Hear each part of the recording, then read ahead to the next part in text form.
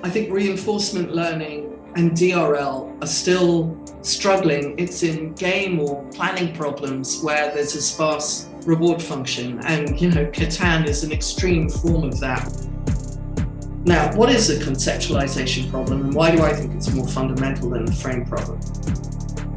We're really in the law of diminishing returns with current paradigms and models in those areas, and academia is where paradigm shifts tend to happen.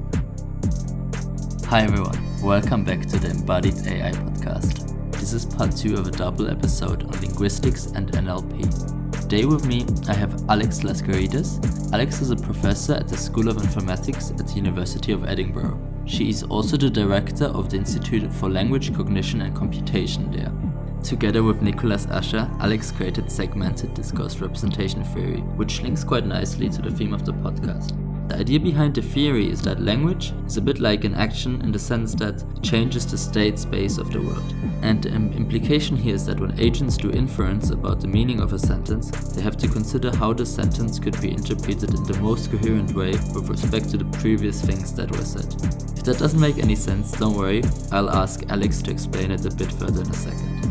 In this episode, we also talk about how one can analyze gestures using logic and deep learning, and we discuss the conceptualization problem, which is quite similar to the frame problem which came up in episodes 1 and 3. At the end, we spent a lot of time talking about Alex's work on Settlers of Catan and interactive task learning, as both these research projects are examples of reinforcement learning with partial observability, and there's some interesting challenges associated with doing research on these. At the end, I ask Alex also some career questions on whether to do a PhD and what makes a good supervisee or supervisor. Hi Alex, it's great to have you here. Hi. How did you get interested in formal semantics and pragmatics? Oh, so I went to university to do maths, and the British university system is actually really, this isn't true now, but it was true like 40 years ago. They expect you to drill down and specialize right from the off. But I managed to get onto an outside course doing philosophy. And it was really an introduction to many areas of philosophy, but it included symbolic logic and philosophy of language. And I loved it. And I loved being stretched in maths on the one hand, and pure maths really, and this philosophy of language and logic on the other. And in the second year, they said, no, you can't continue with that. And I said, then I'm leaving and I'm going to go to a university where I can do it. So they gave me special permission to do it for the rest of my university career. So although I graduated with a degree in maths, I did heavy amounts of philosophy of language and logic. And so when I went for a careers talk, just before my finals, I said, I really like being stretched in the direction of the arts in the one hand and the rigor of maths in the other. And I like sort of looking at knotty humanities problems, but with a kind of formal rigor. Give it to me. What can I do? And they suggested 3 things. One was ergonomics, designing aeroplane cockpits and stuff like that. One was code breaking at GCHQ. So basically become a spy. I didn't fancy that. And one was AI. AI, what's that? Because it's 1981, right? So I had no clue what AI was. So I went and read up on it. I thought, oh yeah, this sounds cool. So I ended up applying to do PhD in AI. So I go for my interview here in Edinburgh to do a PhD in AI. And they said, so what are you studying? I went, Wittgenstein's Tractatus. In German? Yeah. And they start laughing. I'm like, why are you laughing? So in the end, they offered me a place in the School of Epistemics, which is really where cognitive science was happening in Edinburgh at the time. And so I ended up doing a PhD in cognitive science. And that's how I ended up focusing on formal semantics and pragmatics, but very much with a computational slant and a cognitive science slant. God, that's a long answer. Anyway, there it is. That's how I got into it. Yeah, the Tractatus is an interesting read. I'm half German, so I've also read it in German. And it's like numbered from what's a first clause to a 10th clause with just subclauses. And the whole book is like that. It's weird. But he was weird. Anyway. He was weird. He was very weird. But he's actually what got me interested in NLP. So he's awesome. He's actually, in terms of, supervision family tree, he's my grandfather. So I was supervised by Barry Richards, who was supervised by Elizabeth Anscombe, who was supervised by Wittgenstein. That's crazy. That's amazing. This is a great start for an episode. I'm loving this. So let's talk about discourse coherence. If I say the two sentences, John can open Bill's safe, and the second sentence, he knows the combination, why do we know that John refers to he? Oh, nice question. Okay, so this is very much inspired by Jerry Hobbs rather than me, except my collaborator Nicholas Asher and I put a little extra twinkle in it. Anyway, we search for a reason why these things are connected because they've been said together, connected. So what people do when they are trying to convey complex ideas in speech is they have to linearize those ideas. They've got to break down the complex idea into simple ideas that they can express as individual propositions. And they try and help the interlocutor by giving them in a helpful order, right? There's order to discourse, there's structure to discourse. And coherence is about that structure. And so what do people do with these utterances and how do they create that structure? Well, they explain things, they continue a narrative, they draw out resemblances and contrasts to prior things they've talked about. You know, all these kinds of things are things we can do with speech. So in this particular example, we prefer John to Bill because if it is John, the second sentence or the content of it explains the content of the first. So although you didn't say because he knows the combination, it's like the because is there. Basically, Jerry Hobbs said, inferring its explanation and inferring he refers to John is one and the same inference. Nicholas and I take it a little bit further and go, actually, even if it were Bill, you'd still get a coherent discourse, right? So if I said, John knows how to open Bill's safe, Bill knows the combination, it's coherent, but it's not as good. It's coherent in the sense that we're talking about Bill's safe here. There's a continuation on that topic, but it's not as good as the explanation.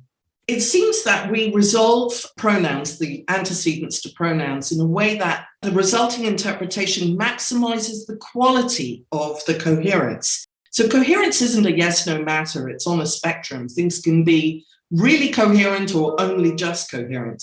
A bit like grammaticality actually is on a spectrum. And this seems a universal principle that we maximize discourse coherence and we aim for interpretations that do that. And that overrides even probabilistic preferences about interpretation. So if I said John can open Bill's safe, he should change the combination, he changes to Bill. Even though it's in this oblique, Bill is syntactically in an oblique position, which is dispreferred relative to antecedents and subject position. And that again is because of coherence. Awesome. So you just mentioned Nicholas Asher, and you and him, you came up with segmented discourse representation theory, or I'll keep saying it, so I guess I'll use the acronym for now, SDRT. I thought like a good starting point to discuss it might be dynamic semantics, which sort of emerged in the 1980s. And I'll try to summarize it, but feel free to correct me. So I think dynamic semantics is when people use language, when they use it, they are expressing sort of a public act. And it's similar to the theme of the podcast in the sense that it's a language is like an action. The same way when I open a fridge door, I change the state of the world, the door is open. And the same way, if you have a language expression, you're changing the state of the world. And the sort of implication for then dynamic semantics is that you need some sort of update function that keeps track of all of this. And sort of elaborating from dynamic semantics and then some other theories that came in between, you guys came up with SDRT. And can you tell us a bit about this journey of how you got from dynamic semantics to... Yeah, so dynamic semantics is, you're right, it's treating the act of uttering things much as one would in actions in a programming language. So when you say something, you're doing something, and through doing something, you change things. What you change, though, is really, in dynamic semantics, is really quite restricted. You change what's salient, essentially, right? So what dynamic semantics is trying to do is not only provide the conditions under which a proposition is true, that's expressed, is true. It is also trying to keep track of how the way in which you've expressed those propositions makes certain things salient and certain things are blocked from being salient. So what dynamic semantics observed back in the early 80s is that the logical structure of a sentence can affect this way in which things can change in salience. So a man talked, really simple sentence, right? Put into classical logic, by which I mean static logic, is completely equivalent to it's not the case that every man didn't talk, right? So there exists is equivalent to not for all not, basically. And in dynamic semantics, they're trying to still capture a very close logical relationship between those two things. But there is a crucial difference between them, which they observed, which is what you can do with the subsequent sentences in those two scenarios. So if I express it as a man talked, I can continue with he was wearing a hat. If I say it's not the case that every man didn't talk, I admit that's kind of a weird sentence, but never mind, stay with me for a bit. It would just be complete nonsense to continue with he was wearing a hat. There's nothing there to refer to he. So Barbara Partee also talked about this. You know, one of the 10 balls is not in the bag, it's under the sofa.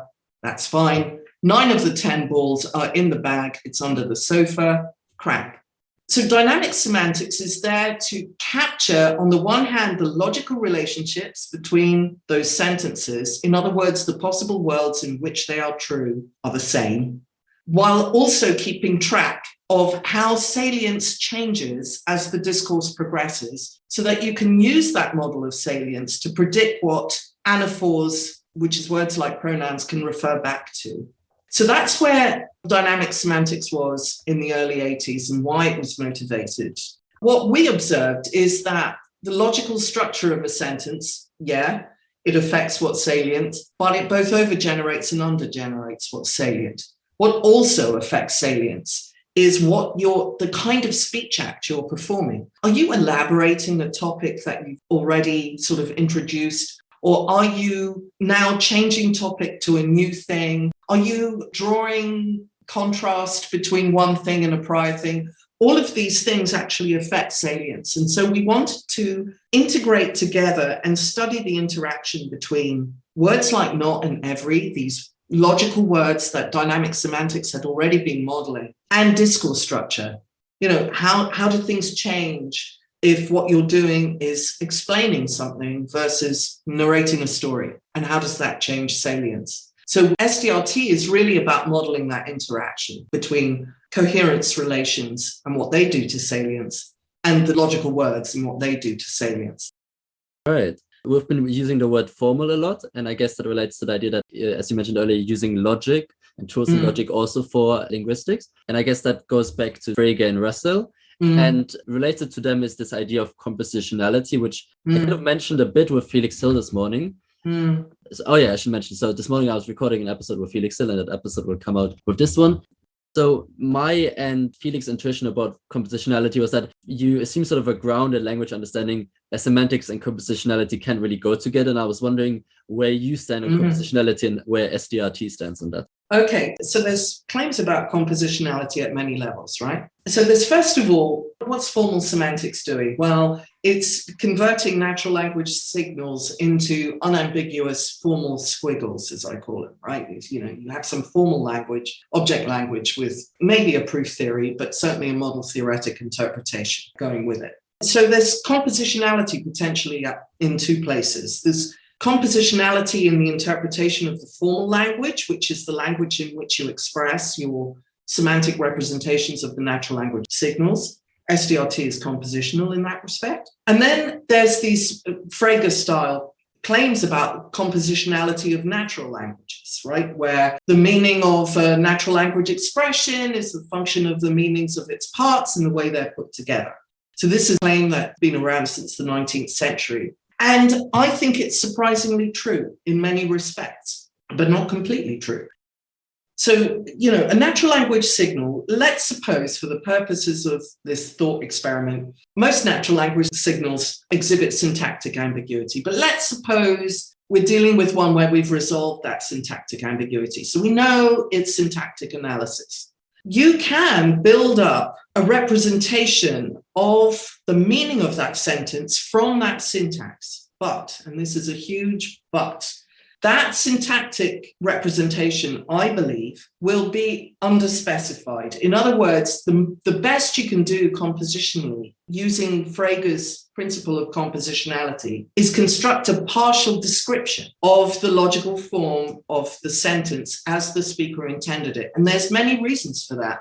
Well, there's one big reason for that, which is that I don't think every semantic ambiguity is exhibited in syntax. And there are three broad kinds that aren't. One is lexical sense ambiguity, right? So take a word like bank. I'm talking mound of earth versus financial institution and all the other meanings that go with that. In any grammatical sentence of English where you've got one sense of bank, the other sense, if you substitute it with the other sense, it's still grammatical. So linguistic form on its own doesn't tell you which bank. It's common sense reasoning that tells you which bank, but that's not necessarily going to be exhibited in form, as in the syntax tree. You have to go outside of the grammar to look for that stuff. So compositionality doesn't work on lexical sense ambiguity. Compositionality also doesn't work on semantic scope ambiguity. So this is the every man loves a woman kind of examples. Now, Richard Montague, who was one of the first guys, right, to actually really experiment with, well, really to say, Tarski, you're wrong. We can build a formal semantic analysis of natural language. And he tried to demonstrate that through his Montague grammar. He really had to distort syntax to a ridiculous degree to ensure that he could model semantic scope ambiguities as a syntactic ambiguity. You end up with these bizarre trees with type raising and all this crap. I mean, it's just mad. So there are better ways of doing that. So semantic scope ambiguity is another one that I don't think is revealed by a disambiguated syntactic form.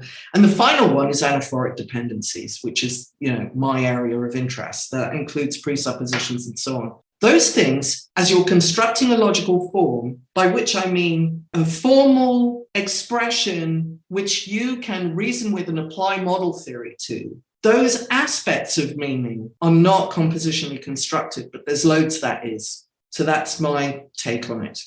Awesome. Now I'll play a clip from what Felix Hill said this morning, and okay. I'll say something afterwards. But let's play the clip first.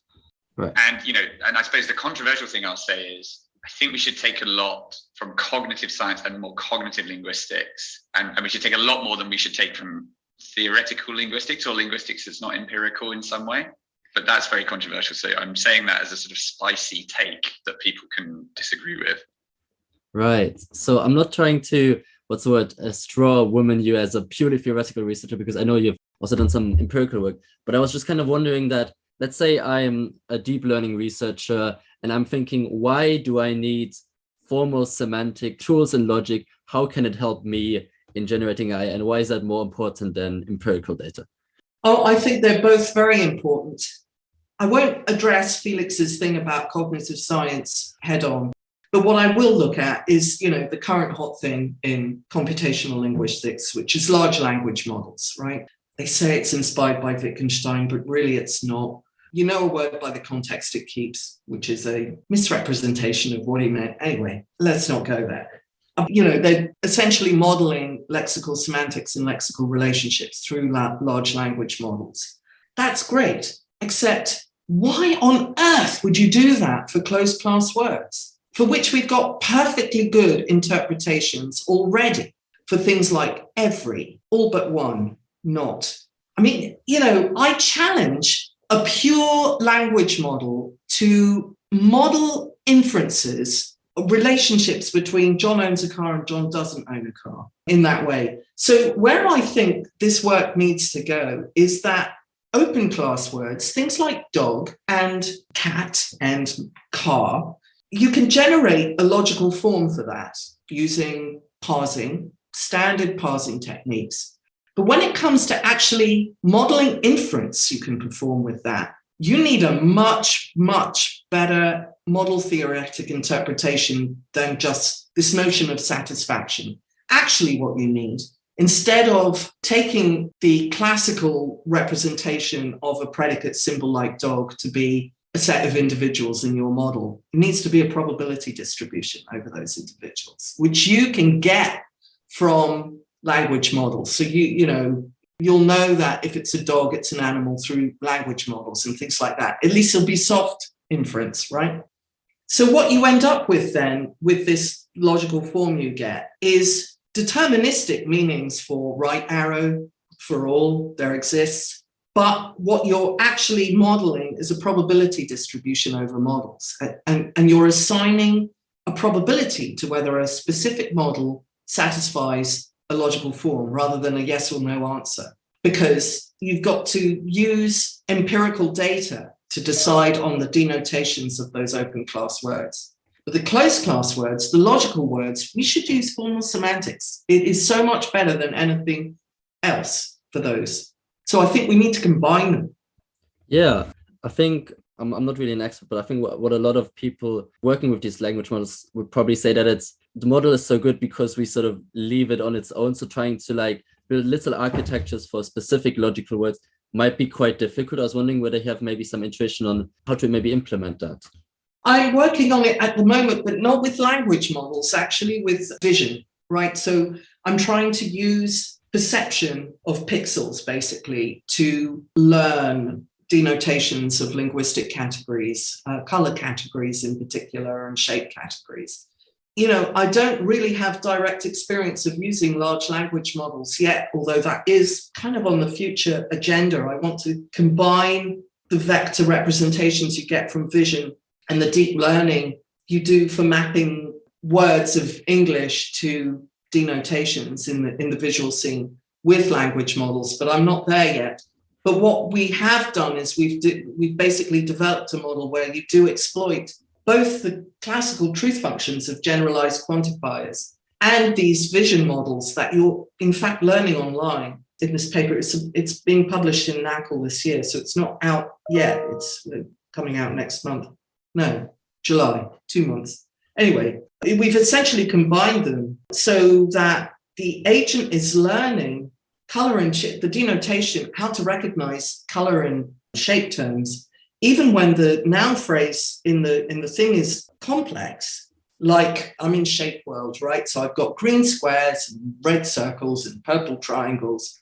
And, green is could be any hue of green in these experiments and so on. And the circles can be any size and the squares can be at any angle and so on. And so you're looking at this 2D picture of shapes. And I point at something and I say, all but one green square behind both red circles.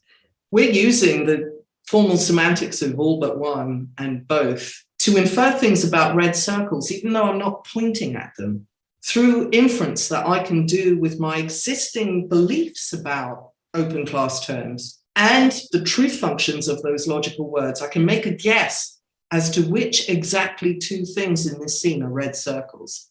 And I add them to my noisy red set and my noisy circle set for updating my beliefs about what's red and what's a circle, even though they weren't pointed at in that data point. So that's an example of where formal semantics, together with deep learning models of the denotation of open class words, can come together to make a learning task more data efficient. And that's essentially what we've shown. If you ignore the closed class words and their meanings, their formal semantics meanings, actually you don't learn. Well, it's just massively less data efficient. Yeah. Okay, so let's stick to that visual medium and talk about gestures. So when we communicate, we say lots of words, but we also gesture with our hands, and you're just listening to us, you're not going to see any of that. But I want to sort of do a little exercise with anyone listening, so feel free to follow along. So step 1. Hold your left hand out with your palm facing upwards and pinch this hand as if you're holding a small vertical object. And then take your right hand above your left hand and also pinch it, and also have the palms facing downwards. And now say the sentence, they have springs. This might have been easier for me because I knew what was the word I was trying to gesture. But I think the point I'm trying to make here is that when one does this consciously, that seems like a very specific gesture, and maybe even a bit artificial in the sense that would we really do something as specific? But actually, because I get this example from one of the papers where you actually do some empirical work, so it is one of the things people actually would use naturally. And I think we use a lot more gestures than we would notice. And this is a challenge because if gestures are so flexible, then how can you formally analyze them? And you have done some work with Matthew Stone on formally analyzing the semantics of gestures. And could you tell us a bit about this analysis? Yeah, I do feel that gesture is very under-researched in all fields, actually. Cognitive science, computational linguistics and natural language processing, and informal semantics. But that paper that I wrote, or papers, in fact, with Matthew, was really observing that all the blood and sweat that we poured over in theoretical linguistics for modeling the meaning of purely linguistic moves is actually remarkably conducive to modeling gesture as well.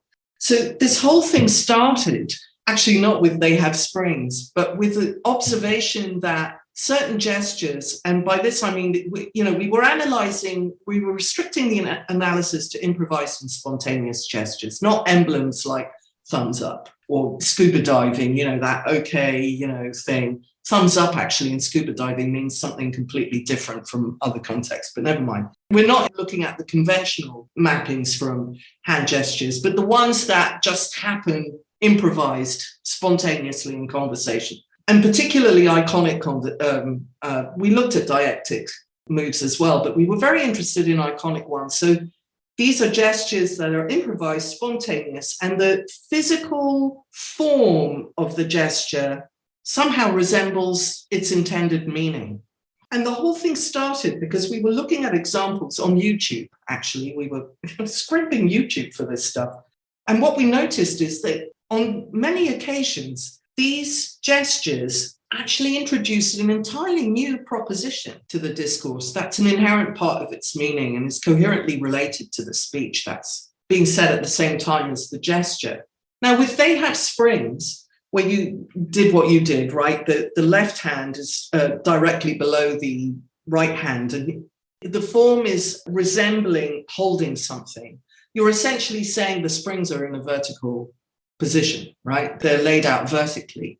And it would be different if the hands were presented horizontally to each other, then it would be horizontal. So the thing that makes gesture very different, however, from language is that a given gestural move isn't compositional in the way that we were talking about earlier, right? It's not that you have an individual part to this gesture which combines with another part to, and via composition produces a meaning of this larger part. The shape of the hand, the trajectory, the relationship between the geometric relationship between the two hands, they're all aspects of meaning, but they don't combine in the way that individual words of English combine to form a phrase. So we essentially spit that bullet out in this paper and we go, every bit of this aspect of form produces a massively underspecified and hugely sense-ambiguous predicate to the logical form of the discourse. And if you want to resolve that, so it's a bit like bank on steroids, right? The sense ambiguity of bank, but on major steroids, where the meaning can always be logical truth. Actually, that aspect of form is not an inherent part of what I'm trying to convey. So you get from the gestural form, you get this hugely sense ambiguous meaning, which a bit like John can open Bill's safe, he knows the combination, how we infer he is John. You resolve that massively underspecified sense ambiguous meaning by reasoning about how it coherently connects to the simultaneous speech. So the point of that work with Matthew was to demonstrate with some simple examples that they were real examples, they were natural examples, how coherence can contribute to resolving the meanings of gesture, that coherence is an essential ingredient in the story. That is not to say that you could then take what we did and run with it in a dialogue system. Not a chance, right? I mean, too many gaps. For one thing, you have the equivalent of a speech recognition problem in translating the signal, which is these hand moves, into this underspecified representation, which we took as the starting point for the gesture in isolation of the speech context, right? Just from its form. I mean, that's as complicated as turning an acoustic signal into a sequence of words. It's as complicated as that. You would need lots and lots of data to learn that mapping. You'd need lots of data just to recognize when a movement is communicative and is actually a gesture and when it isn't. I mean, just that binary classifier is actually quite hard to do. But the speed of the gesture, the sort of kinetic energy in it is a really big clue to that, incidentally, to doing that binary classification. I then took it forward with another PhD student who at the time was Katya Alavertsieva, that is now Katya Santaman. So there are sort of publications under both those names. And we did a much more corpus-based study of which bits of speech, a given gesture, given its timing, given the syntactic structure of the speech and so on, which bits it can connect to. And we also extended an existing wide coverage grammar, the English resource grammar that Dan Flickinger and his colleagues in Stanford have been developing for years. We added a gesture component to it. You can't, you can parse and generate with this grammar, but what you can't do is take the raw signal from the gesture and use this grammar to do parsing, because we haven't got the signal to the equivalent of speech recognition, right? Going from the hand form automatically to this representation of what, underspecified representation of what the hand means. But what this grammar does do is reflect the constraints that we found through empirical data about what can attach to what in the representation of the multimodal move. You have maybe an example of that in terms of the constraints that the syntax can then pose? Yeah, so this is sort of a distorted version of an example from Adam Kendon, who is a conversational analyst that's written a really good book on gesture, actually. Let's see if I can reconstruct it. So this won't be exact, but this is the gist of it. So the speeches, they made a mess in the whole place. I think they're talking about chefs who basically left the kitchen in a restaurant the night before in a dreadful state. And the gesture, I don't know how to describe this purely audio. Christ, how do you do that?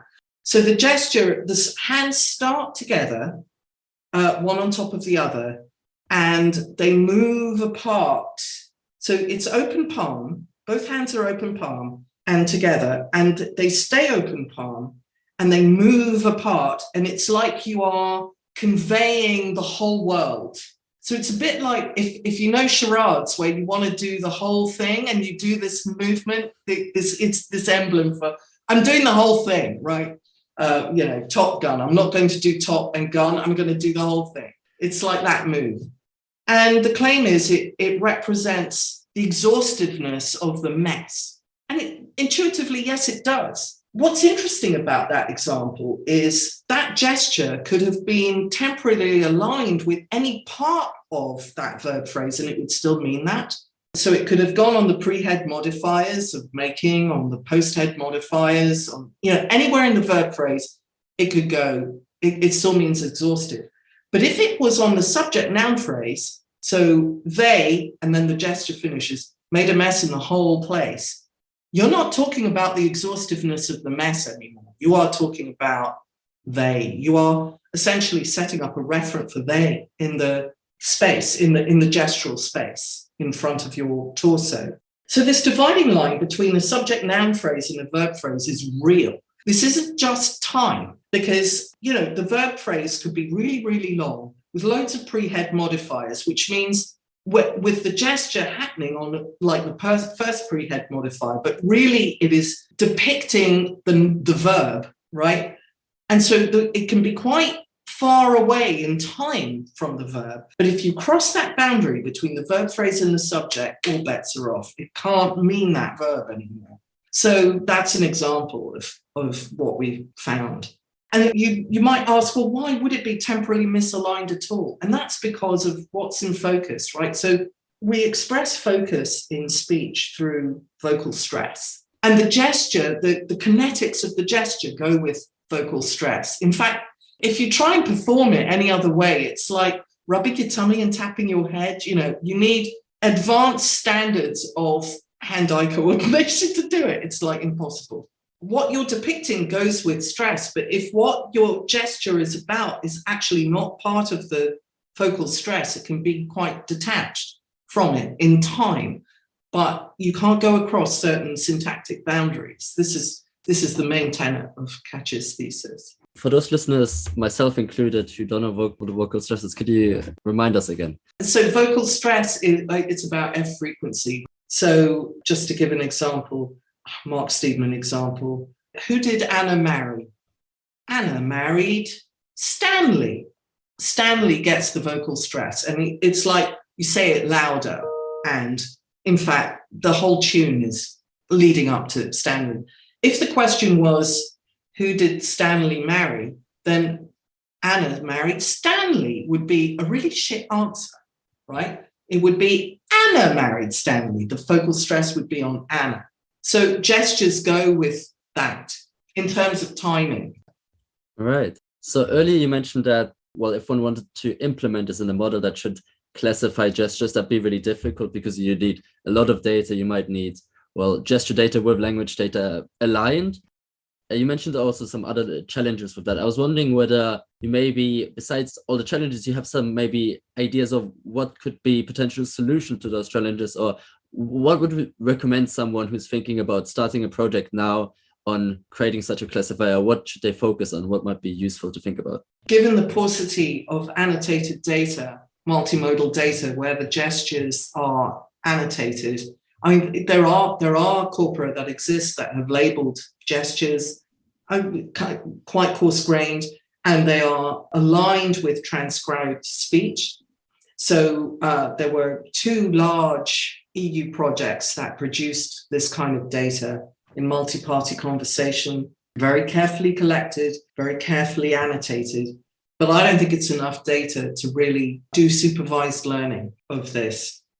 So the real breakthrough, I think, would be up through unsupervised learning. And I wouldn't know how to approach that, to be honest. I can't think of how one could look at endless, even with deep learning, you've got video streams on the one hand, even if you had the transcribed speech as an input to a large neural architecture, use movies or whatever as your thing.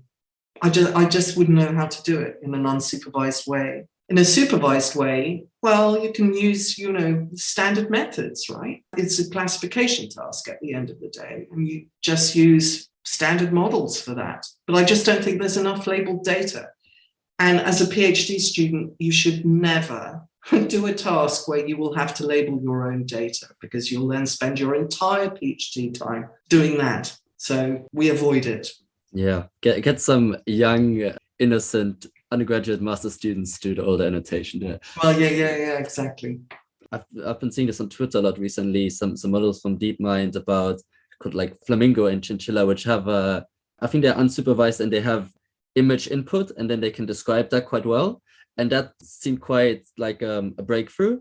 Maybe in 5 years, 10 years, you'll have that for video. I assume that video is a lot more. Yeah, maybe. I mean, they're basically doing a lot of things with Turkers, right? So they've got this focused narratives as well, which they're using to do language and vision processing. And yeah, so they're using, well, they've got the money to do it, right? They train loads of people out there who get paid not very much to label this stuff, and they make a game out of it and all the rest of it. I just feel that kind of research is best done in places like DeepMind with big pockets and big machines to hold big data. I feel sitting in academia, my time is best spent doing other kinds of tasks, really. Yeah, that sounds reasonable. So this next question you might not find reasonable because you asked me sort of not to ask it, but I want to ask it anyway because I'm really interested in maybe the speculative answers. So it's about kind of evolution or language evolution, and I'm not sure whether this counts as an iconic gesture, but maybe like a very primitive gesture is just pointing with a finger at something. And I guess some animals do that, or like probably a lot of mammals do that, I can imagine. And then sort of going back to discourse coherence earlier, let's say we have 2 sentences with an anaphora. So for example, there's a snake behind the bushes, it is dangerous, and then it is the anaphora. I was going to ask about the brain structures, but it can be also like some sort of functional explanation. Do you think that the brain structures or function that facilitates this understanding of the anaphora, referring back to the snake, did that evolve once we had a language, once humans had language where they could express a sentence like this? Or do you think that it is much older in the sense that lots of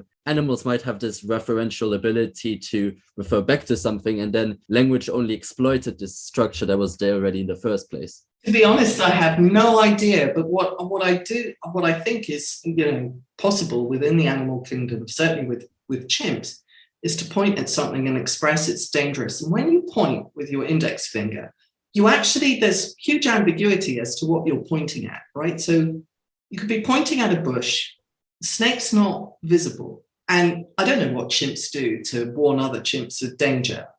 Let's suppose they shriek, right? You could point and shriek. And I think what is probably true to bring to bear is that the chimps will know it's not the bush itself that's dangerous. It's something I can't see that's in the vicinity of what the finger's pointing at. So I can believe that in terms of language evolution, experience and the common sense knowledge we acquire through experience helps to leverage and empower communication.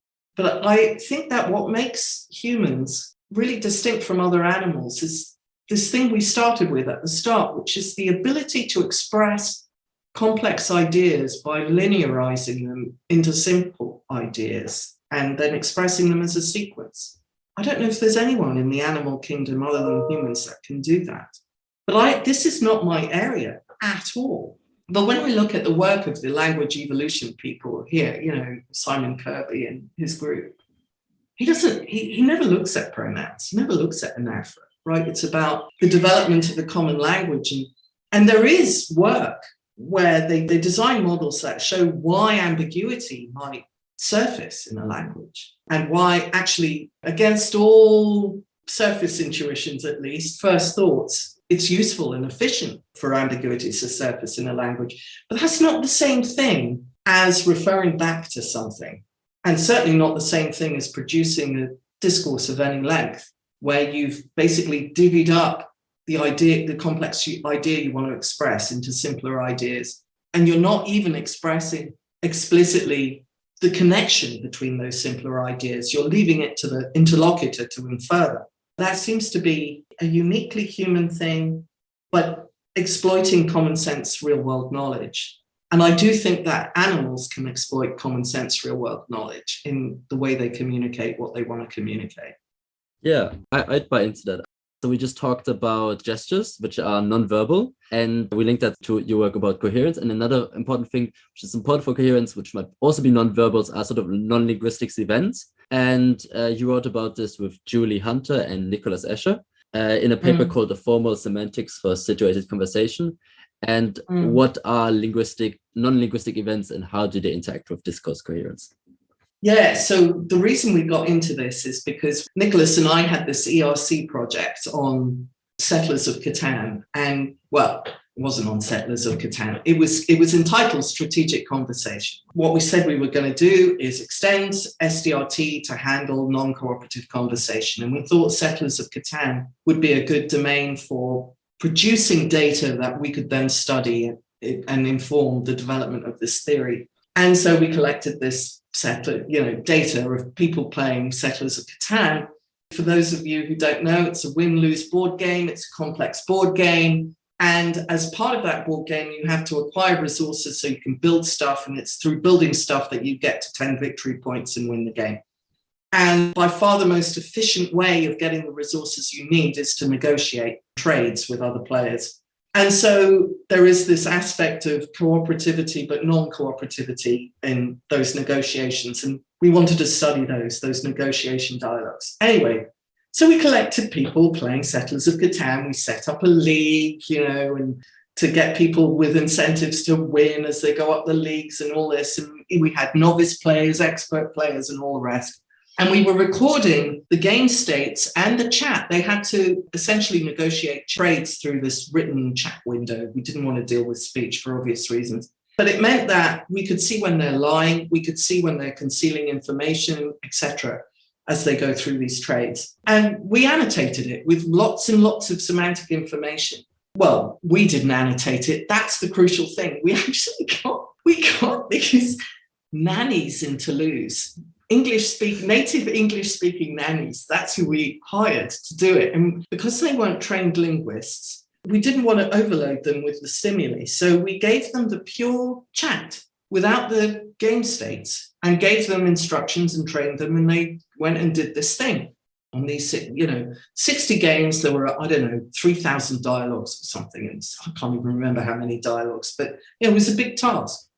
Anyway, we then, as trained linguists, decided to annotate ourselves 3 games where we have access. We look at the game state. And what we found through doing that is that we were expecting, when they have this, when they only have the pure chat, that there'd be loads of utterances that are like non sequiturs. What the hell are they talking about, right? Because it's commentary on the game state, which they don't have access to. So we were expecting the nannies to go, huh?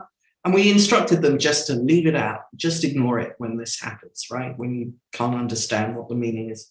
We were expecting that. So poor recall, right? We were expecting that. What we weren't expecting was that 20% of the labels they put in were wrong. So in other words, when all you've got is the chat, there is a coherent interpretation of utterances, but it's not the right one. When you have the full context available to you, you see that's not what they meant at all. They meant this other thing, right? 20% of them, it's huge. So we had to annotate the whole thing again. And that's really useful because actually we've got both now. So why is this happening? Well, what happens with these non-linguistic events is that they get appropriated by speakers as part of the proposition they want to convey. So just to give you an idea, an example, someone throws a dice and given where the players are, loads of players get awe. And a player who doesn't get this awe but really needs it goes, no. Well, what does that no connect to? Well, it connects to the throwing, either the throwing of the dice or the consequence of the throwing of the dice. And, there's a little ambiguity there. But anyway, it's connecting to a non-linguistic event. And that non-linguistic event was not communicative, right? The throwing of the dice is not me telling you something. It is just a game event. And yet, it acts as an antecedent to that anaphoric thing, no. And then you get another throw of the dice, and this particular player got 2 wood, and he went, better.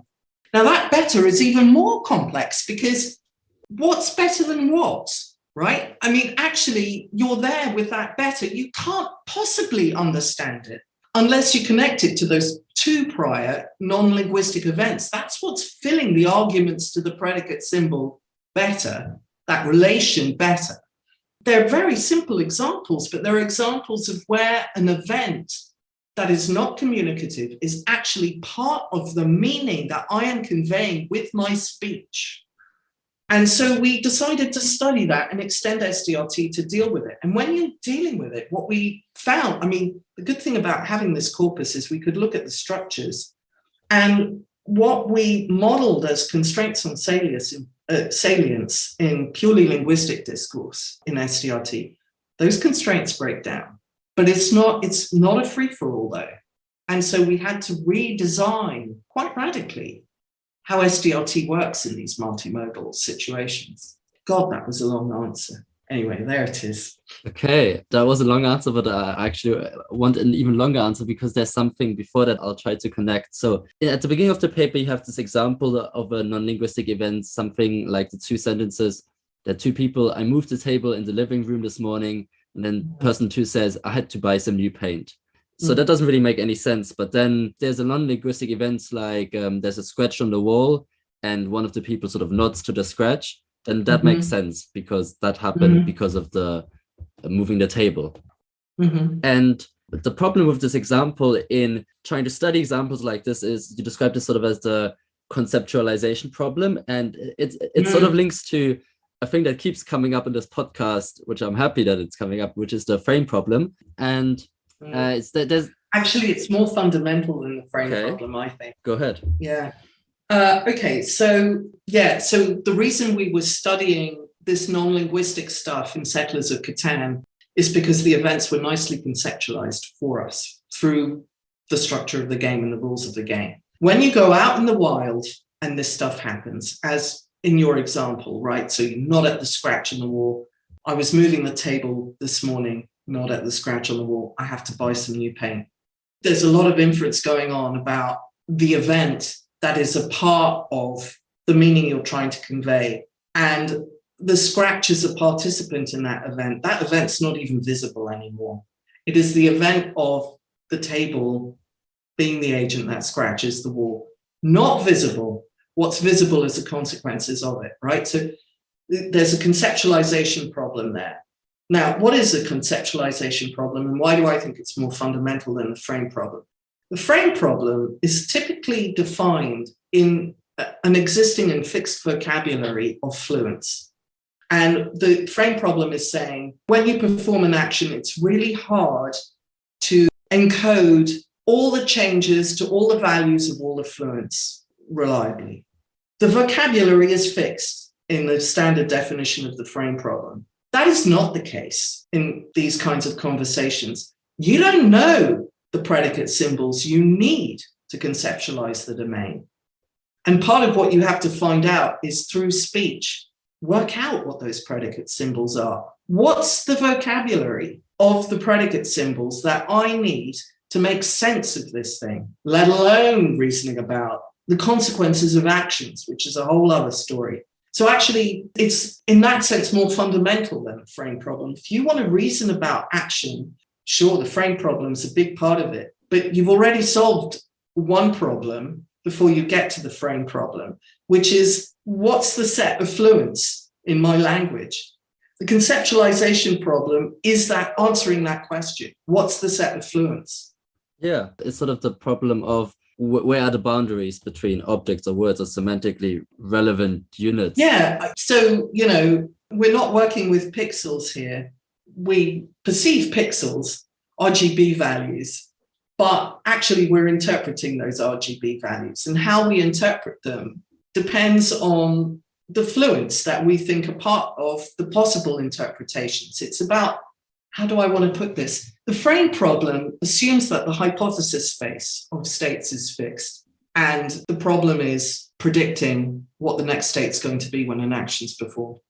Conceptualization of the domain is, I don't know how to represent that hypothesis space. Unless you want to go with raw pixels, which are useless for inference, how do I design a vocabulary that abstracts in the right way these pixels so that differences that I shouldn't care about among pixels are in an equivalence class in that abstraction? That's the conceptualization problem. And I think language is actually an incredibly, incredibly important part of that, helps us do that. And a lot of the work that I'm doing right now in interactive task learning is about trying to show that. So I tend to focus in the current work on agents learning how to solve planning problems when they start out not knowing what the fluents are that they need in their domain model, but they will learn what fluents they need through the guidance of a teacher expressed in language. So they go, red. Oh, what's red? That's a new word, and I don't have a concept for it. Okay, so now I have to generate a concept for it in my domain model and adapt my domain model to distinguish states where things are red from states where they're not. So the whole reasoning at the domain level changes as you learn which factors are important for solving your planning problem. So it's like a joint learning task where you're learning the meanings of language, right? So it's symbol grounding, as it's called in computational linguistics. You're jointly doing that and jointly learning how to solve a planning task in the domain. That really interests me at the moment, that sort of arena of work, because of this conceptualization problem that I think is really under-researched. Yeah, I want to ask you more about interactive task learning later. I've got some questions about that, but you just mentioned we are not working with pixels, but someone who is working with pixels is Felix Hill, who I talked to this morning, and he's doing some work where he's training multimodal language agents in 3D simulations, so they get visual and language input. and they're supposed to do some tasks like, let's say, map these words they're given to the options they see in the 3D simulation. Mm-hmm. And he has this interesting intuition that, well, if you have like an image classifier who just gets one frame, one image of an object versus, let's say, an agent in an environment that can walk around and he gets several frames from different perspectives at different timestamps. And there was this interesting point Felix made, was that language can help structure the language input, because his point is that the distribution of language and vision are quite different. So language is quite sharp, discrete, either you say something or not. That's right. Whilst vision is sort of this continuous visual input. Continuous. And there's probably a lot more visual data than there's language. And his point is that, well, maybe the reason why the agent in the 3D simulation is doing better at these sort of mapping tasks or object recognition tasks is that at each timestamp where language is set, at the same timestamp when the visual data is then made more salient, because it sort of maps with the language in sort of on a temporal basis, and then therefore when you have you try to somehow build memory into that model, then it can retrieve that vision data, which is at the same timestamp with the language data, more easily. And I was sort of wondering what's your intuition about this, and where could one go with this? Oh, I think that's incredibly exciting and sensible work. And actually, there's a company that's it's a startup based in the next door building. So it's sort of we have an incubation space in my department and called Neurolabs. And in fact, my husband's starting a new job with them on Monday. Anyway, that's another story. And they are using that kind of intuition to help supermarkets keep track of stock. So basically, they're using CAD software to 3D model the items that a given supermarket stocks so that they can recognize it whatever angle it's looked at.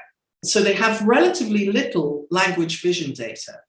But then at the back end, they're using this CAD stuff to generate lots and lots of vision data for the given thing, so that in the wild, they have a much better chance of accurately recognizing the objects. A bit like Felix, not that much what in machine translation would be parallel data, but you boost it with this big resource. So, machine translation with low resource languages works this way at the moment, right? So, you've got loads and loads of data, just monolingual data on the source thing, but you're translating into some Aboriginal language and you've not got much data with that, let alone parallel data. You boost the learning with the source data and exploit the structure there to help you do it. What Felix is doing is analogous to that, but with vision being the big thing, and the language and the parallel data, it's the language that's the low resource thing. And this company is taking that forward and applying it in a supermarket setting for helping with stock taking and stuff like that, doing it automatically from the CCTV cameras, right? No humans involved. So I think that's a fruitful way to go, actually. Okay, I'm trying to follow. So the main task in the supermarket would be trying to keep track of what is there with like visual inputs from like cameras in the supermarket. And so you've got cameras all over the supermarket, right? And they're trying to take that footage and actually recognize where objects are, how many objects there are on a given shelf. The supermarket, the whole way supermarkets function is really, really complex. They actually don't own the stuff in the supermarket. Companies own it. And if it doesn't get sold, it's not the supermarket that loses the money. But also these companies like Pepsi and so on pay a premium to be on certain places in the shelf. And they want proof that they are getting what they pay for. So they want to fully automate this. At the moment, it's not fully automated. They have lots of people they pay to go around supermarkets and check this stuff out. So this company is producing technology to fully automate it. Yeah, and that's a big object recognition task that has to be super accurate as well. Yeah. And so they are essentially boosting the data they have using CAD modeling. Okay. Let's go back from supermarkets to Settlers of Catan, because Me and my friends have been playing this a lot, so I also asked some questions about it. It's actually just, you can probably see it. I've got the game just there. Oh yes, so you have, yeah. All right, so you did some work with Marcus Gour on optimal game strategies, and you earlier mentioned Persuasion, and in one of the papers you also have something with deep reinforcement learning. So could you tell us a bit about this work? So the deep reinforcement learning agent actually wasn't developed by me. It was developed by my co-authors, specifically the people in Ollie Lemon's lab. But what we did do, what Marcus and I did, was we took an existing agent and vastly improved it. And with handcrafted rules, in fact, but it's nevertheless much improved. And then another PhD student improved it further via machine learning. And essentially, his thesis was about showing you can do an AlphaGo on Settlers of Catan with vastly less data than AlphaGo used, vastly less human data, right? Even though the game in many ways is more complex than Go. It's partially observable. The game, the branches are on average much longer. It's a longer game. And the branching factor is bigger in the game tree. So we used Monte Carlo tree search plus deep learning on human corpus that we collected as part of this thing I did with Nicholas to sort of do intelligent search at the start with, which bits of the game tree are worth exploring in Monte Carlo tree search. Anyway, that's still a state-of-the-art agent, by the way, and you can play him. He's out there somewhere. You can play in any combination, 3 humans against one of these agents, 1 agent against 3 agents against you, whatever. He's out there still, I don't know where. I can point you to a website offline. Anyway, that's still a state-of-the-art player, and humans, pretty much human performance on that. But this paper on deep reinforcement learning was focused entirely on the negotiation strategies. So there's a paper on that, building that agent that does deep reinforcement learning. And then the one that I was a co-author on was comparing that agent with other agents and focused on the negotiation strategies. And the DRL agent won, no question about it. But the DRL agent wouldn't have even come into being without the conceptualization of the state space that we did, the work I did with Marcus on the game strategies, and the way we conceptualized also the labeling of the corpus itself, the negotiations in the dialogue of the corpus itself. It was working with that kind of abstraction. And if it hadn't, God knows how much artificial data you would have needed to get anywhere. Nevertheless, it's a hard problem because the negotiations are only a small part of the game, right? So even if you get the trade you want through the negotiation, it's not clear it's a good trade. And so you need, in those experiments, we needed a decent player to show that through extrinsic evaluation, in other words, do you get 10 victory points and win the game? We were winning, right? Because there's no point in studying persuasion strategies if what you're after in the trade is a really crap trade. It's going to be very easy to persuade your opponent to give it to you. So this is why we actually worked really hard to start with an agent that had a decent trading strategy. And that trading strategy was good enough to beat humans.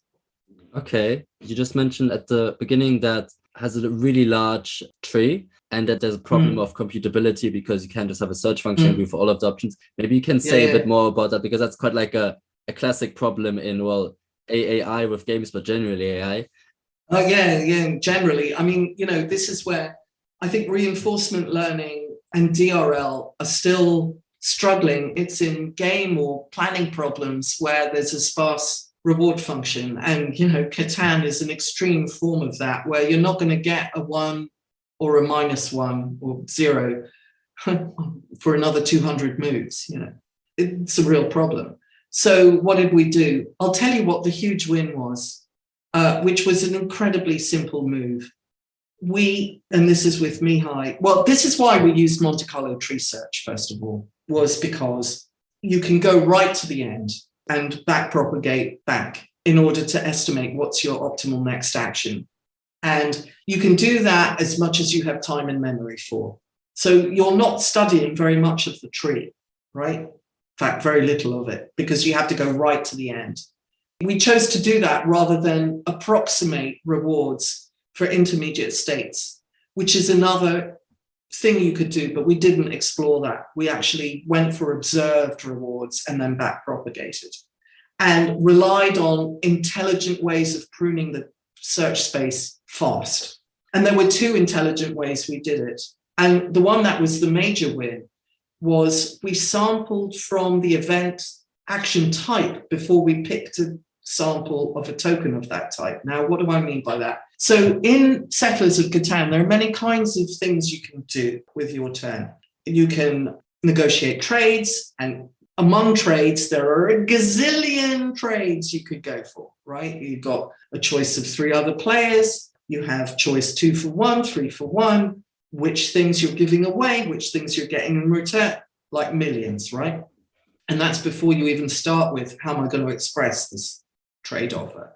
We didn't even look at that. So there's trades. There's choosing to build something. There's choosing to use a soldier card or some other resource card, or you could choose to end your turn. Now, there's only one token end your turn, right? So suppose you've got a choice of, you may have a choice of, 100 different token moves. What chances are there that you're going to sample end turn among those 100 and see whether that's a good thing to do? Not much, right? So what we did was we went, okay, let's use the game structure to first of all sample a type and then a token so that we have a rough idea of the space. Is building a road good? Is settling, building a settlement good? Is ending my turn good? Is negotiating a trade good? So we do that before sampling a token of that type. And it was a way of ensuring that you look at a kind of representative sample of this huge space you've got. That was a major win. Doing that improved the player. So when you get one of those players who's doing type then token sampling in deciding which bit of the game tree to explore against one that isn't, if you've got one agent who's doing the type thing against 3 agents that's not, he wins 70% of the games. That's massive against the null hypothesis of 25%, right? It's huge. So that was a big win. And then the second big win was to mine the human corpus for good stuff. So we just assumed, even when the players were novice, that they were like perfect. And what they were doing was optimal. And we did some deep learning on that to guide the initial estimates of which parts of the game tree to explore. Because, of course, the state you're in isn't seen in that human corpus, but, we used the usual tricks that AlphaGo used to estimate that. But we didn't have the millions of games that AlphaGo had. We had 60. And we showed, nevertheless, it's still a win to do that. So that's how we essentially curbed the search space in this huge game tree. But I still think working on complex games is I think AI researchers should do it more. And people who are doing reinforcement learning should think about these games more. I mean, AlphaZero, of course, has taken that and run with it. But there are certain properties of Go that don't apply in general to other game and planning problems, like observability, determinism of the output action as well. You put your black counter down, it's down. You throw the dice, you don't know what the results are going to be. So we need more research on those aspects of complexity as well. I think you already mostly answered this, but there's this one academic question and a fun question after. As you said, games has been really successful as a way for AI forward. What do you think are some takeaways for people doing deep learning, reinforcement learning that they can take away, particularly from this work on Settlers of Catan? That they should really, I think neurosymbolic approaches are the way to go, and that they should, before they just apply their favorite neural model, whether it's GNNs or CNNs or whatever their favorite thing is, think about the structure of the problem and put in some inductive bias that respects that structure. That would be my general thing. And I think that's what the type token thing is about. We were essentially exploiting the structure of the game there. to guide MCTS. And there's no reason why that kind of thought process wouldn't help DRL as well. Yeah, I think the neurosymbolic is really important for interpretability. And there's sort of a confession I have to make, that I think when I started this podcast, I kind of got inspired by Hubert Dreyfus, and I sort of started with this dogmatic mentality of, well, everything with symbolic stuff is bad because it's too rule-based, everything with embodiment is great, and neural networks is somewhere in between. But I think there's a case to be made for like symbols and interpretability. And well, let me give you another example of that. That's come up with interactive task learning. You know, language is symbols, and those symbols mean things. But what you can express with one data point, i.e. one utterance in language, would take you 1 million images to learn. So I can say things, I can say a generic sentence. So this is something that I have another PhD student working on. Something like, brandy glasses are like burgundy glasses, but with short stems. That is massive quantification over 1 million states, right? It would take you ages to learn that from pictures of brandy glasses and pictures of burgundy glasses. You know, you'd need millions of them. And in one thing, I've given you a rule that you should, you know, and it's a qualitative rule, right? But you should take it and use it in your neural model for symbol grounding, right? Somehow exploit it, because that is what will make symbol grounding more data efficient. So I think symbols are important because rules are important. yeah, I still have a fun question about Settlers of Catan. How do I win more often? How do you win more often? Practice. What can I say? Practice. Yeah, and play and know your player. So here's a fun fact.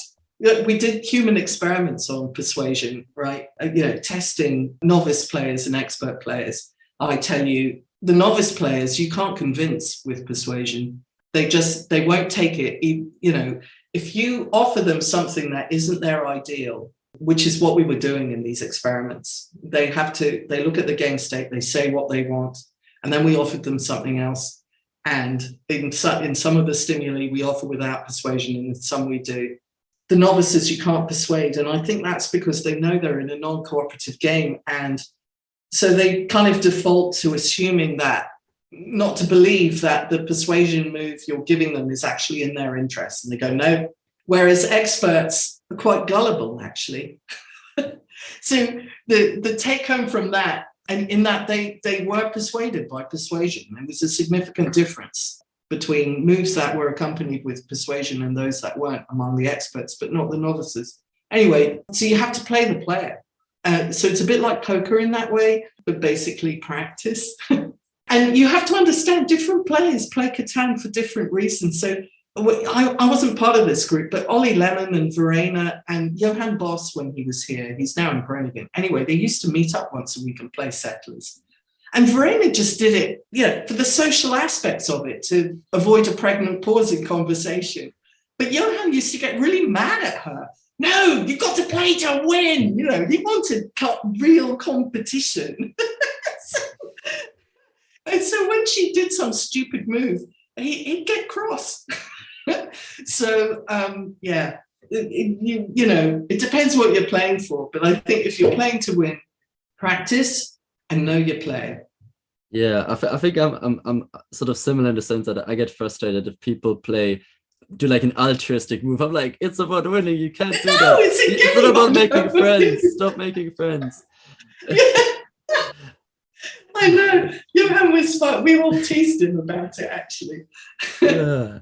So you mentioned earlier that actually the beginners were less likely to take advice, because I think the point was that any advice they get, they see as they don't take it as credible because they think you don't trust it. Yeah, the intention is bad. And I think this kind of nicely links to, because you have done some work on kind of incorporating game theory to better understand language. And I asked Felix this morning, kind of saying, hey, what question would you like Alex to answer? And he said that, well, a big thing is that we still don't know how multiple agents sort of interact with each other? How do you look at social pragmatic factors? He mentioned stuff like theory of mind and intentions, which is not really your area, but I was wondering the way forward, how can we study those things? And I guess game theory would be one of them, but actually, I'm not sure game theory is one of them. Okay. Right. So formal game theory, as it's traditionally construed, again, it's a bit like the frame problem. You assume, the hypothesis space of possible states and actions. If you don't have that in a game, you don't have a definition of the game. It's not well defined. So there are games where you don't know the reward function of your opponents. You don't know the outcomes of actions, or they're non-deterministic and so on, but you know the hypothesis space. It's not like that with dialogue. Dialogue, you're actually learning the game as you play it.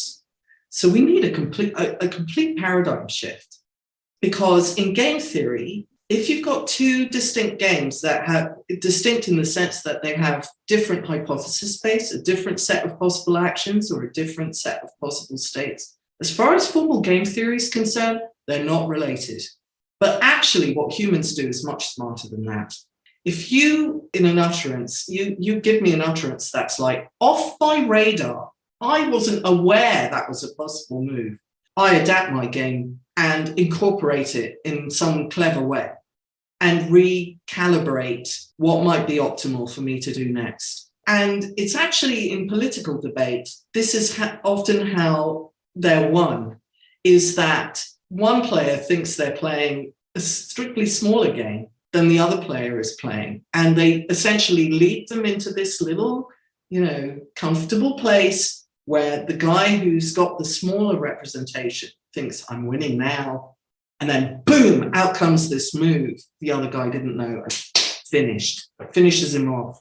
So Nicholas has talked about this in other papers I've not been a part of, but we've both studied this phenomenon of the vice presidential debate between Benson and Quayle, where Quayle, what an idiot. They're talking about his youth, right, compared with Benson. And, he goes, well, like JFK, and Benson kills him at that point with, I worked with JFK. I knew JFK. JFK was a friend of mine. You are no JFK. That he won, hands down. That was the end of the debate. And if Quayle had anticipated Benson was going to do that, he would never have said what he said. They were basically playing a different game. So I think we need something other than formal game theory. It might be an extension of formal game theory, but what we need is the ability to adapt a smaller game into a bigger game in order to do decision-making in dialogue as to what to say next. So I don't think any of that's settled. Yeah, I think you perfectly bridged us to interactive task learning, which is some work with Matthias Appelgren. And you have this task where you're training an agent to sort of interpret corrective feedback from a teacher and then stack different colored blocks on each other. And before we talk about that, I want to make a geeky Wittgenstein point. And I know earlier you kind of disagree with the point that Wittgenstein, this idea that you can tell a word's meaning by the company it keeps, that's not really what Wittgenstein was trying to say. But I think that this task kind of comes from the work from Zida Wang and Chris Manning, who work in Stanford, because they're similar tasks. And in their paper, they discuss one of Ludwig Wittgenstein's language game thought experiments where you have two builders and they have to communicate with each other. And they have this primitive language where someone needs to communicate that pass blocks from A to B. So they use signaling games, which we didn't, because the big difference between the Zida Wang and Percy Lang and Chris Manning work was that the model of the domain was fixed and known, right? So they had in the domain model concepts like purple, didn't know that the user would refer to it to that concept with the word purple, but the concepts were all there.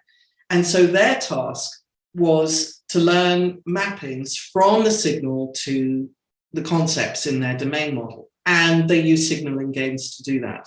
We were looking at a slightly different problem, which is how do you solve planning problems when you don't have a domain model to start with? And you've got to learn the domain model through language, right? Through what the user's telling you. Now, what we weren't doing, which they were, was learning semantic parsing, right? So we didn't do that. So we had fixed and known mappings from natural language signals to logical form. They were learning that. Cedar Wang, that was the main thing he was doing, was learning those mappings from natural language signal to logical form, and then logical form to the concepts, right? We weren't learning that mapping from natural language signal to logical form, but learning the mapping from the predicates in that logical form to the concepts was harder for us because we didn't have the concepts. So it's a slightly different carving up of the problem pie. If you were to join them together, you can't right now. But if you were, that would be really great, because then you'd be doing both learning semantic parsing from the raw signal, natural language signal, and learning the domain model that helps you solve your task. That's too much for now. I haven't worked out how to do that. So we did this other bit. But yeah, I was very inspired by the work that Cedar Wang's done, not just that initial blocks paper, but also the palm tree paper and everything Percy Lang writes and Cedar Wang writes is worth reading, basically. All right. I think it might be good to also specify. So you mentioned that in your task, the agent didn't have all the domain knowledge, and I guess they had access to sort of RGB values, but they didn't have concepts of colors. And maybe you could say a bit more about that. That's right, exactly. So they could detect RGB values, right? So, this sort of vector of three values, the number for red, the number for green, and the, number for blue. But what color terms do in any language is partition the spectrum of RGB values into categories. Didn't have that partition. Whereas in the Cedar Wang experiments, actually, they didn't even do the partition, right? I mean, there was the category for purple was only one hue. We were dealing with lots of reds, right? It's the particular interval on the spectrum. We were allowing several hues in our experiments, all referred to with red. And we were allowing non-exclusive colors. So you could have something that's both maroon and red. And Cedar Wang set things up so that the underlying assumptions that helped guide the semantic parsing is you won't refer to the same thing with two different words. So you can't deal with maroon and red in that. And it didn't matter because he wasn't dealing with various hues that a color can be in his experiments. But for us, that kind of thing mattered. So you have to learn the partition and drop the assumption that an individual can be referred to with more than one color category. Yeah, you have to do that while as a side effect of attempting to solve your planning problem and listening and attempting to understand what the teacher is telling you about how to solve it. Yeah. Could you say a bit more about this sort of, because the agent was getting corrective feedback and that was a bit ambiguous and they had to do what task they were doing, the red blocks and green blocks. And oh God, yeah, okay. This is really hard to do without pictures. All right, so the planning problems were that you've got 10 blocks on the table and you've got to build a tower out of them. And the agent knows that at the start of the learning process. What it doesn't know is there are constraints on which colors can go on which colored blocks. And not only does it not know what those constraints are, it doesn't have the concepts or the vocabulary for describing those concepts to express those constraints. So that's what it's got to learn. It's got to learn the goal of this planning problem. And as a side effect of that, it's got to learn the concepts, the fluence, right? Okay, so we deliberately made the corrective feedback linguistically ambiguous because natural language is ambiguous. So suppose you had, your teacher said, so you've just put one block on top of another and your teacher says, no, red blocks go on blue blocks. Red blocks go on blue blocks could mean one of two things. It could mean every blue block should have a red block on it, or it could mean every red block should be on a blue block. If you could recognize colors, right, and I know I've put a yellow block on a blue block, I would be able to disambiguate that message. And it would be, oh, it's every blue block should have a red block on it. That's what red blocks go on blue blocks means, because that's what I'm violating here, because I put a yellow one on. If I put a red block on a yellow block, it would be the other message. If I don't know which color block I've put on which other color, I wouldn't know how to disambiguate the message. So we were deliberately dealing with a situation where You don't know the message is latent. You don't know the colors. You don't have the concepts at the start of the learning process. And you've got to learn all those three things: disambiguate the message, learn the colors you're dealing with, etc. As you learn this task. It's actually quite a hard task to solve. Yeah. And since I learned a new word today, vocal stress, I guess besides being able to ambiguate it from the situation as we humans do, we also use vocal stress. So we'd say like, oh. You could use vocal stress to disambiguate it, yes, but we were assuming it's typed. So, in a way it was artificial, right? We just wanted a message that had a finite, but more than one possible interpretation. Yeah, I mean, if you're talking speech, vocal stress would do it. Red blocks go on blue blocks, then it's the red that you got wrong, right? And you'd know, oh, whatever the color this block is, even if I don't recognize it, I know it's not red.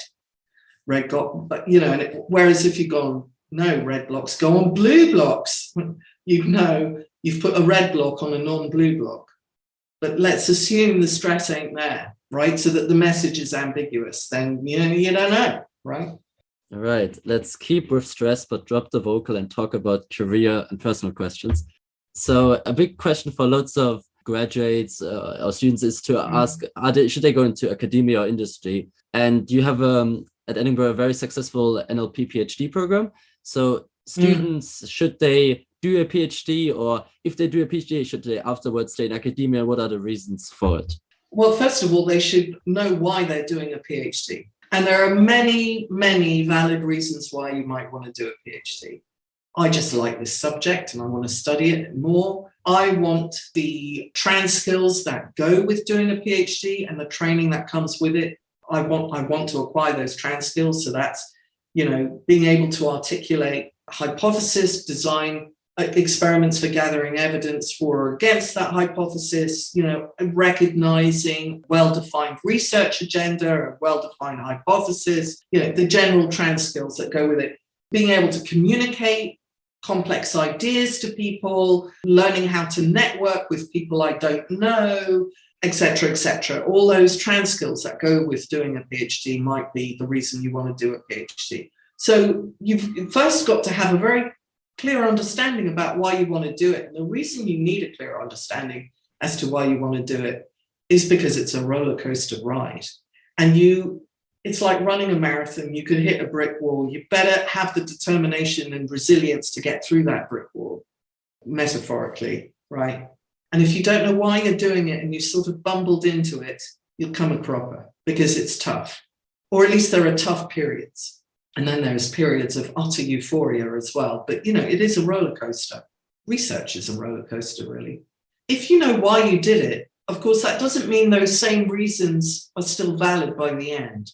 Doing a PhD changes you as a person and changes your goals. And at that point, I can't really answer whether you should stay in academia or go into industry. It depends. It really depends.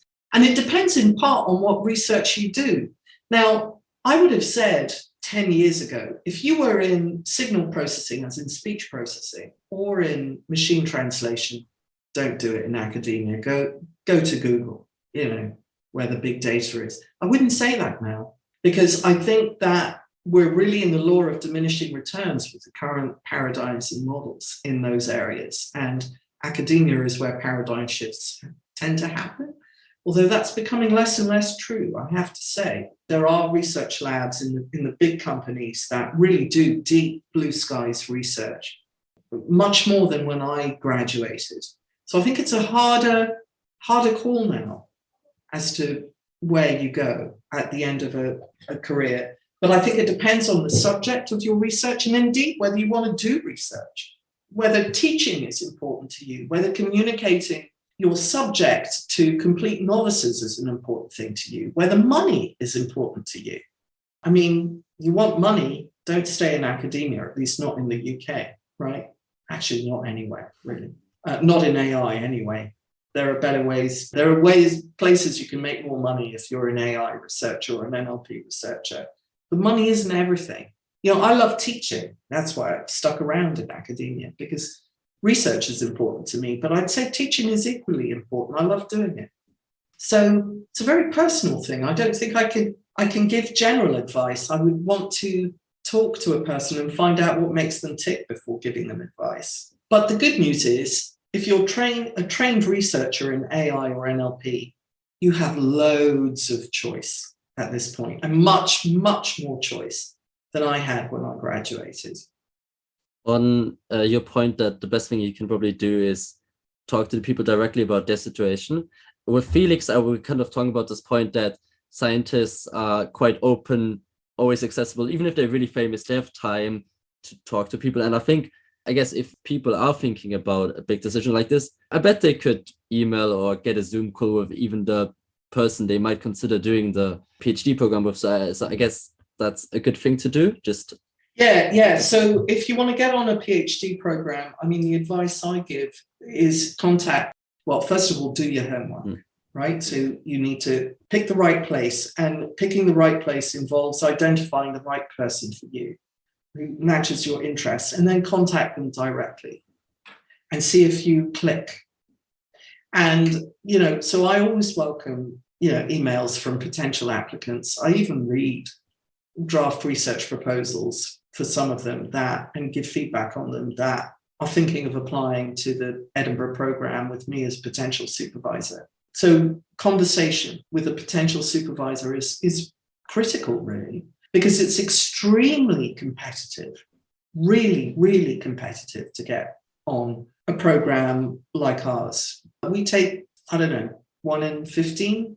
So you've got to have your potential supervisor championing you in that selection procedure. And they're much more likely to do that if they've had some contact with you, because there's a lot they can learn about you that just won't appear on paper. However brilliant your grade transcripts and references and so on. All those things are incredibly important, by the way, and not just the quality of the reference, but who it's from. Do we know them? I mean, these things can affect decisions. So yeah, it's tricky. But yes, we do have time to talk to people who want to get into the field. Absolutely. It's part of our job. Awesome. So you have been at Edinburgh for quite a while, and I'm sure you have ages. You have supervised quite a few students. So what do you think makes a good supervisee? One who's focused but curious, not scared to voice an opinion. I get really worried when they're taking everything I say as truth because I don't know what I'm talking about. That's the nature of research, right? They're working on an unsolved problem and I spout some opinion, based on pretty much gut instinct and no evidence, because it's their job to go and look for evidence. If a student takes that as read, as truth, we're going to get nowhere. I want my students to be skeptical about anything I say and have the ability to probe and ask the right questions. It's really the skill of asking the right question makes a really good supervisee, and just telling me when they're in trouble as well, early on, before it becomes chronic. That's really important as well. They just keep communication going. I want a big fat channel of communication with my students about even when they are telling me things that they don't think I will like to hear. Okay, the reverse question, what do you think makes a good supervisor? One who delivers feedback on time, for sure. I'm now in a different managerial role within the department, but for years I was deputy director of the graduate school, and in that role I was responsible for 540 PhD students, and they would come to me if they had problems with their supervisor. And I was listening to these things like, I handed him a draft for the conference a month ago and the submission deadline is tomorrow and he still hasn't given me feedback. This is terrible, right? So I try and give feedback within 24 hours on anything written. So timely feedback is a big part of it, but also just generally being a good listener and supportive and collegial and encouraging the student to explore and get out of their comfort zone in exploring as well. And I don't mean just intellectually exploring, but exploring relationships with other people. So what can also happen is that, a student can get to feel very isolated because they are entirely reliant on their relationship with their supervisor, and that's the only relationship they have. The same to marriage, I mean, you should go and talk to others and knock on people's doors and don't be shy. I try and encourage my students to do that. You encourage them to be a promiscuous PhD student. Yeah, I do. I love that. Okay, final question. So looking back at your very successful career trajectory, is there anything you would have done different? I think if I was graduating now, I probably wouldn't end up in academia. It's tough. Is there anything I would have done differently? If I was if it was 1988 when I graduated now, I would be on a different fork. And that's not to say it would have been better, who knows? But I probably would have made a different choice back then. As it is, I think I've been incredibly lucky, and I'm very lucky in my job, and I love my job. And I'm very lucky to live in a city that I love. And that's why I've been in Edinburgh for ages. It's not just the department. And actually, it's a fantastic environment to work in, at least for me, because the people who work here have devoted their entire careers to breaking down disciplinary barriers. So we're back to this thing about how I got into my research area, was about bringing scientific methods to the problems in the humanities. I'm not alone here in that, and you can be in some places. So Edinburgh is an intellectual environment. This particular department is really unique in that way. I mean, we had the first AI department in the world. So it's part of the legacy of Edinburgh University. But as a city, it's so brilliant. So I'm actually blessed. I'm really lucky. But nevertheless, I think I would have taken a completely different trajectory if I graduated now.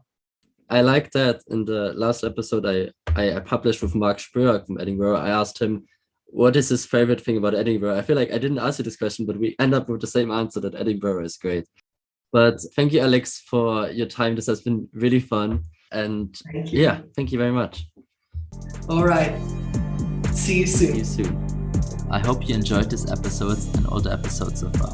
I wanted to let you know that for the next couple of months, there probably won't be any new episodes, as I want to focus on a few other projects. Until the next time, and thanks for listening.